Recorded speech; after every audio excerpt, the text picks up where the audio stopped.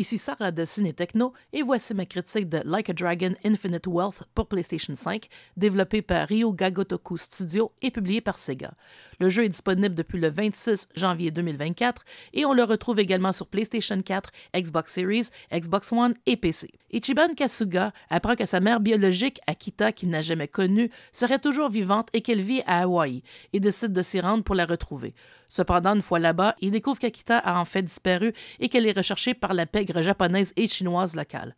Pire encore, en cours de route, il se fait voler son passeport et ses papiers et la police locale lui court maintenant après. Heureusement, il pourra compter sur ses coéquipiers et amis, dont Kazuma Kiryu, qui recherche lui aussi Akita. Ce 8e volet de la série Like a Dragon, auparavant connu sous le nom de Yakuza, se déroule peu de temps après les événements de Yakuza Like a Dragon et de Like a Dragon Gaiden, The Man Who Erased His Name. Pour la première fois, la série nous amène aux États-Unis, dans une destination très prisée des Japonais, mais la structure du jeu demeure la même que ce à quoi on nous a habitués, avec beaucoup de choses à faire au-delà de l'histoire principale.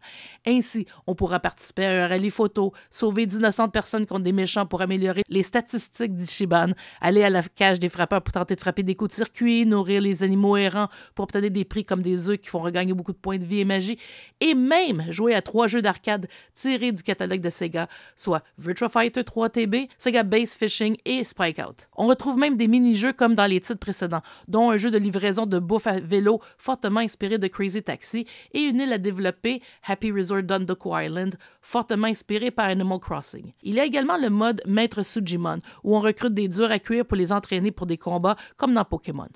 On retrouve aussi un donjon de plusieurs étages créés aléatoirement qui permet de gagner beaucoup d'expérience, ce qui est bien utile quand on veut faire du grinding. La mécanique de combat est la même qu'utilisée dans Yakuza Like a Dragon, qui passait de jeux d'action de type beat'em up à une mécanique de combat au tour par tour. En général, Infinite Wealth est visuellement très beau, surtout en ce qui a trait au décor et aux personnages principaux, mais la qualité souffre davantage lorsqu'il s'agit de personnages secondaires, dont ceux des quêtes secondaires. On se rappelle alors que le jeu est aussi disponible sur les plateformes de la génération précédente. Néanmoins, on ne peut qu'admirer les couchers de soleil sur la plage d'Honolulu, si bien réalisés qu'on se croirait presque y être. Comme toujours, l'humour est omniprésent dans le jeu, notamment dans les échanges entre Ichiban et ses amis.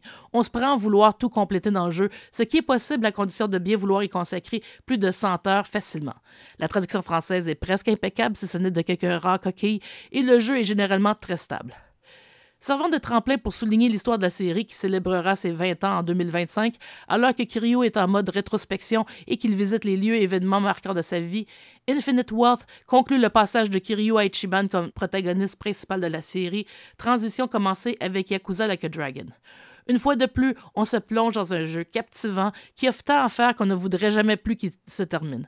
Un jeu quasi parfait si ce ne serait des petits raccourcis graphiques sur les personnages en arrière-plan.